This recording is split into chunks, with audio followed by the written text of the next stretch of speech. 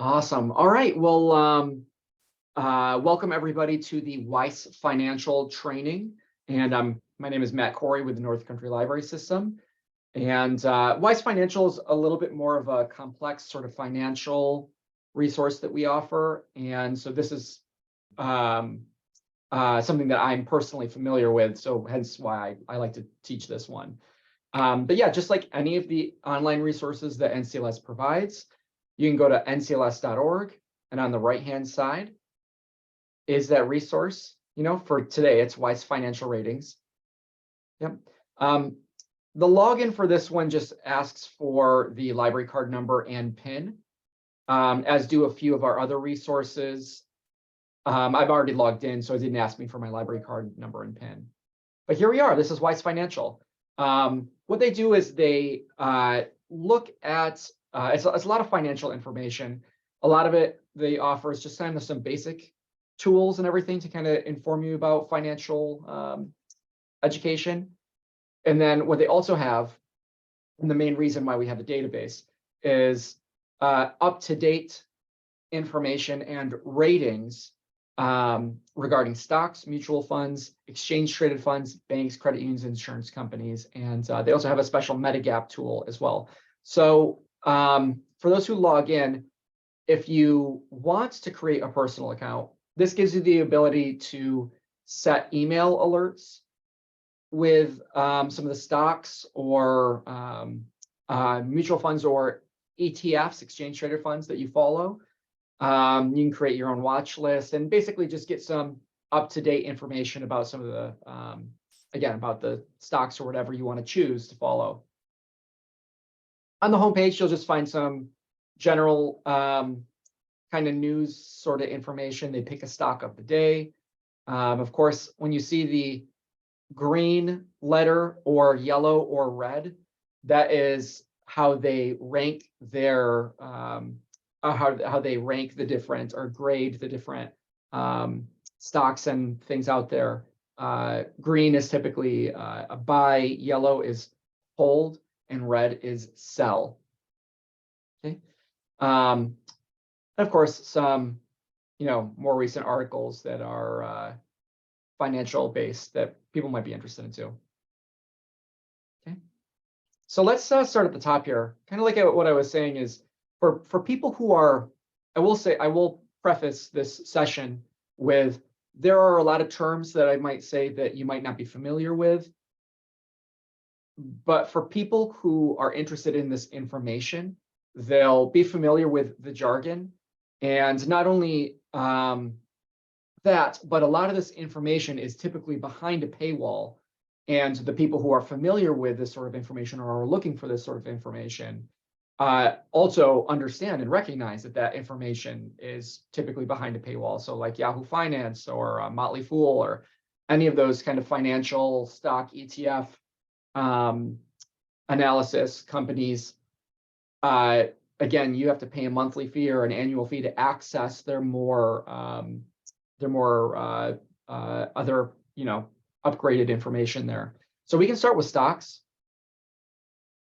Okay, so this is again a bunch of information on stocks. They choose a stock of the day. They have some recent upgrades. Right. So if they've upgraded a stock because they, that stock shows up here. So that being said, where does the rating come from? The rating is basically them looking at all sorts of different factors. They look at that company's, whether it's Nielsen Holdings. They look at that company's liabilities, their risk, the overall performance of that company. And then they take all of those sorts of factors, what they have in assets. They take all those factors and they create a letter grade for it. Green, the B's and the A's in green are considered buys. Anything that's in yellow is considered a hold, which means if you've already got it, just hold on to it. And anything with a red letter is considered a sell. Right now, obviously, the economy is not doing super well. So there are, of course, it's a little more lopsided in the sell category. right? Yeah. And so at the top again, you'll see this sort of graph here for many of the stocks. Any of the stock that you choose, you can see a graph like this. But basically, this is just looking at the overall price of the stock and the performance in regards to the price of the stock. Right now, it's over a 6-month period. You can look at it over the last 3 months, last year, 2 years, and then year to date. So this might look like a really good stock if you've had it just since the beginning of the year, but over the last couple of years, it's kind of been pretty volatile, right? So let's say you're just getting into doing a little bit of stock research. What sort of information does Weiss offer? And I'll show you. So let's look at Tesla first. Obviously, I'm just picking Tesla just because it's one that is talked about in the news very often. And when Elon Musk does something like buy a different company like Twitter, or he's just Tesla offers a new product or whatever, that can really affect Tesla's stock price and its performance. So we've clicked here, and again, the rating right now it's rated C. So if you already have it, they're suggesting that you hold it, right? They're not saying go buy it. They're not saying sell it. They're just saying if you already got it, just keep it. And here are one of the reasons why here are the several reasons why that factor into that rating, right? They're saying that the it's a very high risk. Even though the growth is excellent, it is very risky, and over the several years has been extremely volatile compared to some of the other automobile companies like Ford, GM. Unfortunately, the charts are not loading. So that's what it is. But some of the things on the side here, again, we're looking at Tesla, TSLA, that's the ticker. That's just like the 3, 4, 5-letter code. And the exchange that it's on is NASDAQ. You don't necessarily need to know that it's on NASDAQ or the New York Stock Exchange or wherever. But that's just some extra information there. On the left-hand side, you can find out a whole bunch of other information about this company. Yeah, year that it was founded, etc.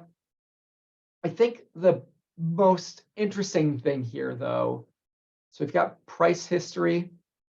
Yeah, here's that chart.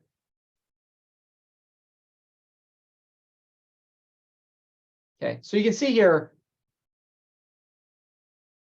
it has insane growth since when it initially started. We're looking at prices of $3.50, and it's at 200 or 186 right now, right? Or no, actually, I guess it's technically 167. But yeah, if we go by the chart here that shows limited information, But yeah, it's been very volatile over this past few years, right? Very volatile. And so that's kind of what factors, even though it's had extreme growth since it started, that's kind of what factors into that grade. On the left-hand side here, one of the other things I'll point out too is the rating history.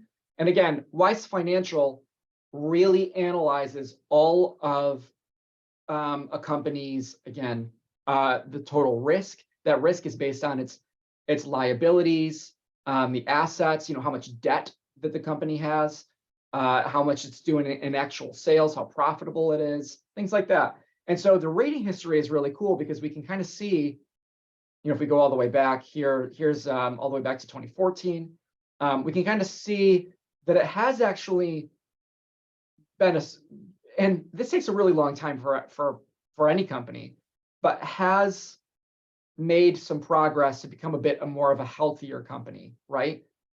In more recent years, we're not seeing those D ratings as well.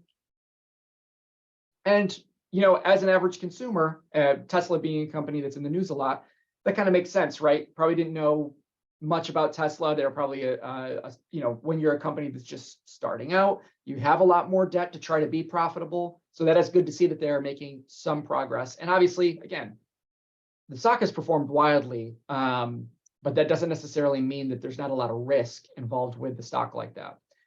So let's look at, we'll just look at one more stock. Let's do Apple. This is a very, very popular stock that's in a lot of portfolios. So you can see it's got the green letter here. Okay. The ticker for Apple is AAPL. If you type that into a search engine like Google, you're going to find it's going to know to bring up that stock. Okay. All right.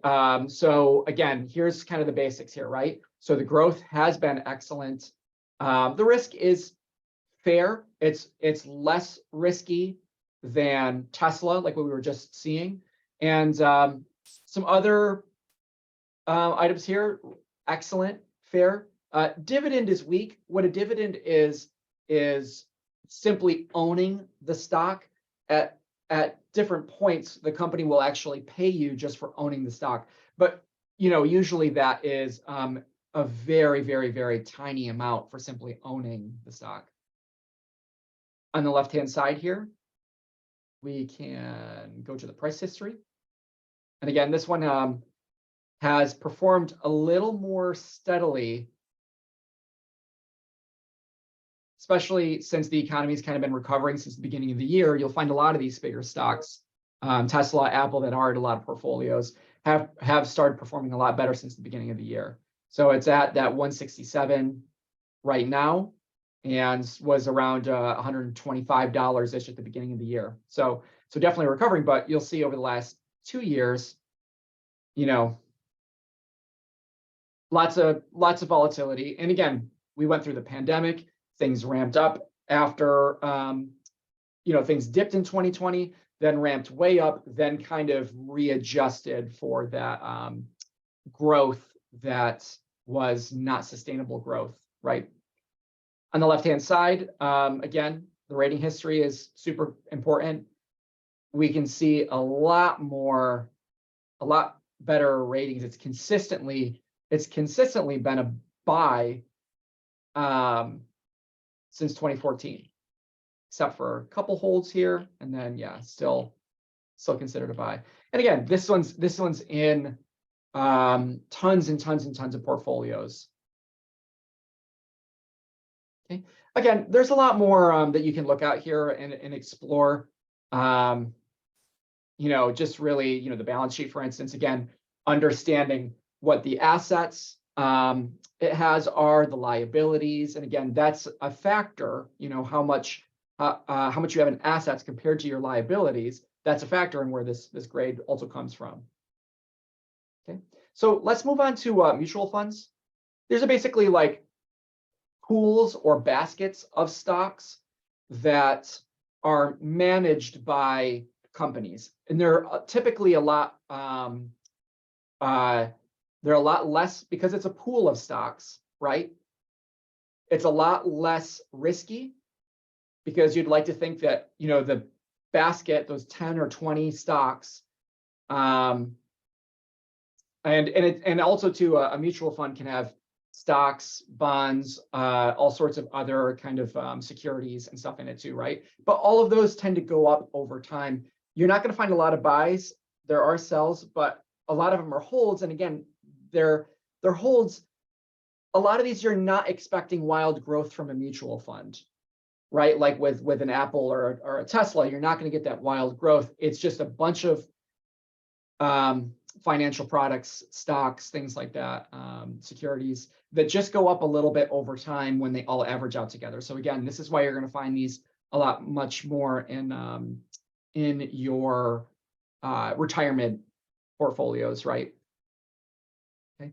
I don't necessarily have to get too deep into the mutual funds, but if you have a retirement plan that allows you to choose mutual funds that are a part of that retirement plan, that might be something. This might be something that you'd be interested in to look at those different things in your retirement fund and then compare it to the mutual funds ratings here. Okay. So the next one, and this was again, it's just going to look almost exactly like what we were just looking at here. So the next one that we're going to look at here is exchange traded funds, ETFs. This is a lot like a mutual fund, but it just deals with stocks. There's only stocks in it. Also with exchange traded funds or ETFs, it is also managed by a company. There will be people who are choosing to buy stocks, sell stocks as part of that main pool that you have or subscribe to. And with ETFs, they specifically make ETFs that are either broad, kind of looking at the stock market as a whole, and then choosing some stocks just based on something like how much opportunity do these specific companies have for growth. But what's great about ETFs too is they can also get very sector dependent. Sector being like technology or consumer goods, or specifically a location, financial tech, fintech, things like that. So, and again, ETFs, because it's a basket of stocks, you're not necessarily going to get that insane growth. So there's not necessarily a lot that's rated buys, but again, you're going to get at least some consistent growth without a lot of risk with having this pool or basket of stocks. And it depends if you've picked an ETF based on a specific industry or sector too, right? So let's do a quick search for one. There's a company called ARK Invest, ARK. And you can see here that they have several ETFs, autonomous technology and robotics. So a bunch of companies, stocks for a bunch of companies that strictly do autonomous technology and robotics. Fintech, that's short for financial technology. So that would be like stocks in there would be like, I can show you, like PayPal and technology that helps for financial transactions, financial banking, things like that. Square is probably in there. So when you click on an ETF on the left-hand side, this is going to be a little different from the stocks that we were just looking at, but you can find the top holdings, right? Because again, this is when you buy a share of ARKF, ARK Fintech, what you're doing is you're buying basically this company's group pool of stocks. It includes, and this is all ranked by the weight. So of this $18.50 ETF, Shopify makes up almost 11% of that. Coinbase makes up almost 10% of that. Block, UPath, let's see, Twilio, DraftKings for your online betting. Robinhood is another big company. Roku, NVIDIA. I'm pretty sure. Oh, let's look at the chat. The Gray U rating. Let's see. Unrated, maybe? Oh yeah, just unrated. I wonder if that's just because the company is either small or new. But let's just see.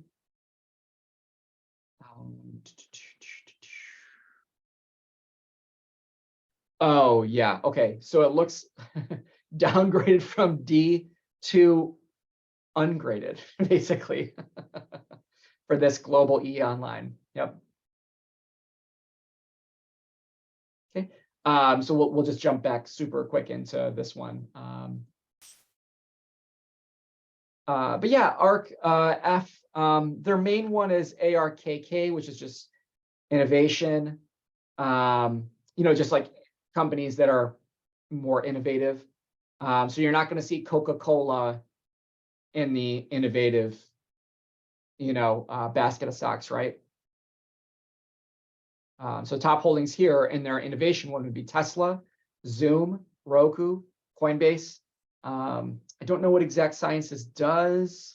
Occupy, but yeah, you'll recognize a lot in here. Oh, Teladoc, obviously, that telehealth is obviously a very big, innovative industry.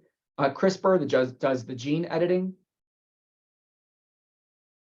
Okay, so my suggestion is that it's always a really good idea to, if you're looking for an ETF, maybe pick something that has at least some companies in there you're familiar with. And by being familiar with those companies, you can kind of be familiar with how the overall industry and how the news and how those companies are perceived in the news, things like that kind of helps you kind of understand whether or not those companies are going to continue to be successful, have an opportunity for growth, things like that. Okay. Yes, these are very sector specific as well, the ETFs that they have, Genomic Revolution. I just want to look up, I think iShares is like another one. So like ARK Invest, there's also iShares, which is also a very popular company that has several types of ETFs. Okay.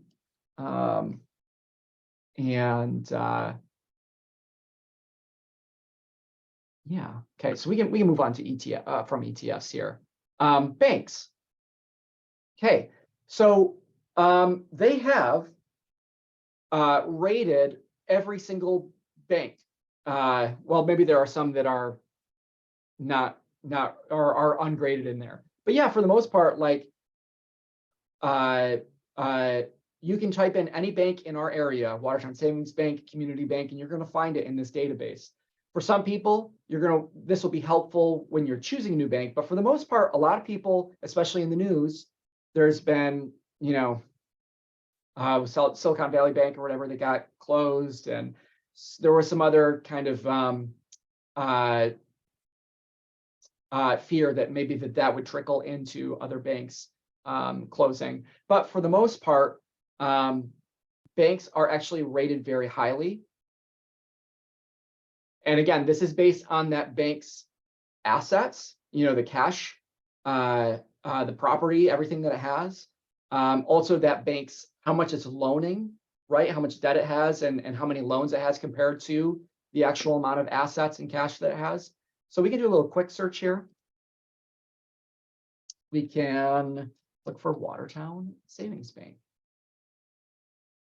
Okay. You'll notice that there's a Watertown, Massachusetts Watertown Savings Bank. But of course, here's Watertown Savings Bank for Watertown, New York. Okay, awesome. So it's got a B+, which is absolutely awesome, which is great. I think a lot of the banks in our area do have pretty good ratings. Again, here are some of the reasons why it's getting a B+ rating. It looks like it's got an 8.4. It's excellent for its stability. It's not necessarily the most profitable bank rated as a fair, but again, as far as we are concerned, the consumers, it's asset quality, it's stability, all these factors contribute to a really, really good grade. So they're saying that Watertown Savings Bank is a good place to have your money, basically. We can also look at a history here. Okay, so it's pretty much always hovered around, since 5 years ago, always hovered around a good recommended rating.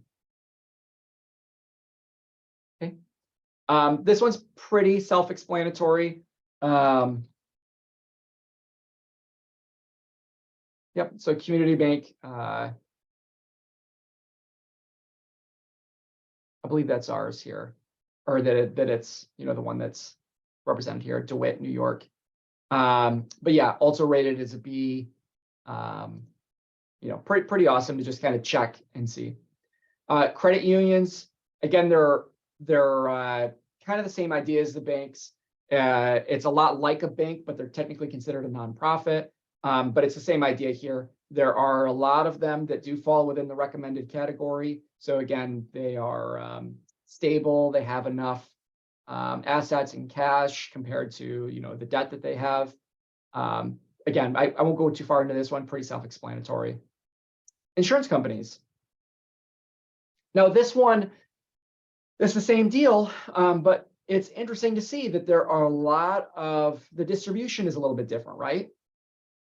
So they have a lot of insurance companies that are in the kind of middle range here as compared to, the recommended category or not recommended at all category.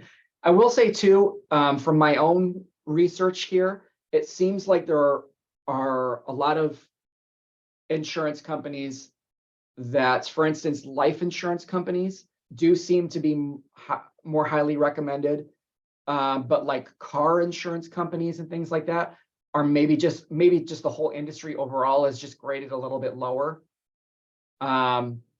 So for instance, like if we look through Progressive, let's see. Okay, so Progressive Casualty, it's got everything here again. So that's what Progressive looks like. We can go Geico. Again, you're probably seeing a lot more yellow and such with even some of the big names, right? But again, I find that when you're looking at life insurance companies, there tends to be a lot more green there. It's probably just easier to maintain a life insurance company versus a car insurance company, right? But yeah, depending on the type of Geico insurance that you have, again, marine, they all of them do a lot of different things. I did want to mention one. I know Lemonade Insurance was like a very it's kind of a newer company where you can do insurance. They're taking advantage of technology by having a very app-based insurance program and making it kind of easy to have insurance on things. But they're a much more newer tech company as far as insurance goes. But yeah, it's good to see kind of the history of a newer company like that. You might think, oh yeah, back in 2017, when Lemonade came out, yeah, maybe that, they had a lot of commercials, they had a lot more commercials and such. Clearly they are at least making some progress. But again, this is why this tool exists, because when you see the rating history here and that they have a C-, maybe you might not choose to invest or use Lemonade for your insurance. Okay. The very last thing here is a totally different tool from what's been previously shown here, and it's Medigap coverage. I'm not quite as familiar with Medigap, but here's what I can tell you is that basically it's a private health insurance that supplements your Medicare plan, right? And for Medigap, there are, so here, pretty much all of these providers of the Medigap insurance have to offer a specific plan A, B, C, D, that all cover the same amount of things in each one of those plans. And I'll show you a little example of that. So we'll do a little testing here. All right, we'll do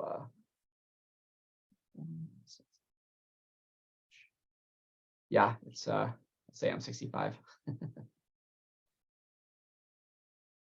Right, because this is supplementing the Medicare stuff, so 65 and up here. So let's get the report, and it's going to take a little bit to generate here. It's generating basically a 50-page PDF that's specific to the costs of Medigap coverage based on all these different companies and the very specific plan that each one of them has to offer. So there's going to be a bunch of companies that offer a plan A, and plan A for all of them covers this thing, and this thing. And then there's going to be a bunch of companies that specifically offer Plan B that covers, this thing, and this thing. So we'll just wait for a minute to build their report. While it's building the report, it's also emailed it to me as well. So any patron that generates this Medigap report now has it in their email already. But we can also click to view the report right here. Again, yeah, 52 pages, right? It gives you a lot of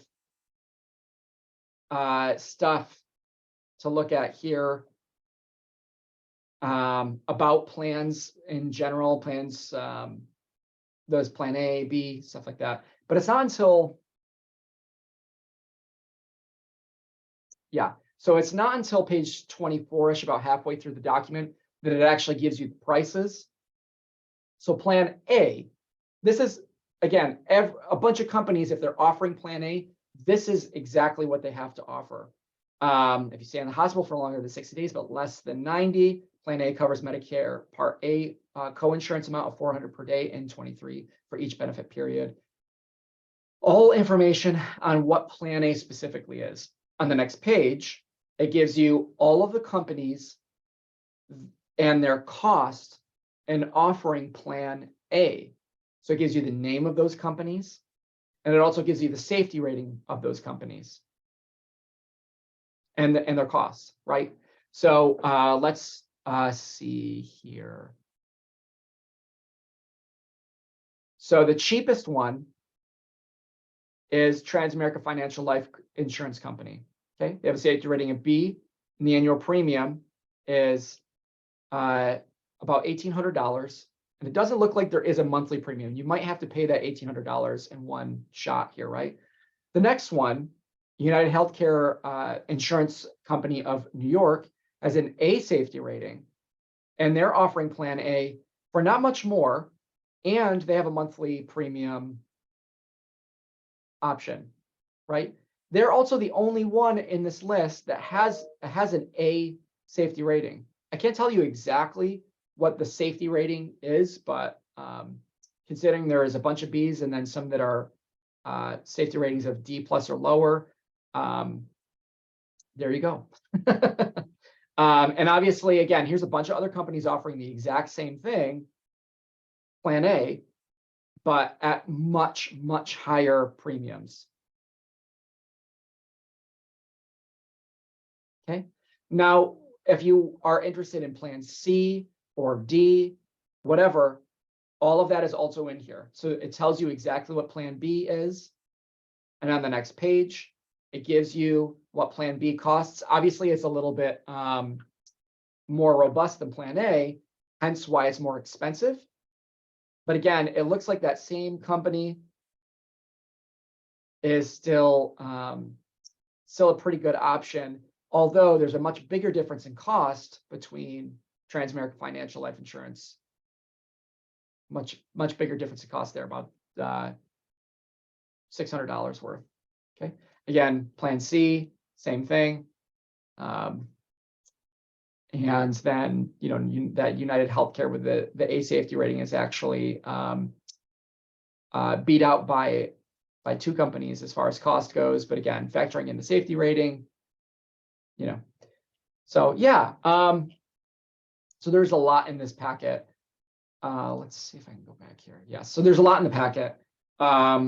And it's already in my email if I want to come back to it. But yes, for the people that I've spoken to who have used the Medigap tool and had experienced frustration trying to get some of those costs for the different plans, this is a very good tool that just puts it all in one place for you. I just wanted to go back here and check, we're back on the homepage of Weiss Financial Ratings. And there are some other financial literacy tools, consumer guides, financial literacy basics, planning for the future, how to become an investor. I believe there's like some PDFs here, right, that you can click on to how to make and stick to a budget, kind of financial basics here. Buying a car and understanding auto insurance, renting an apartment.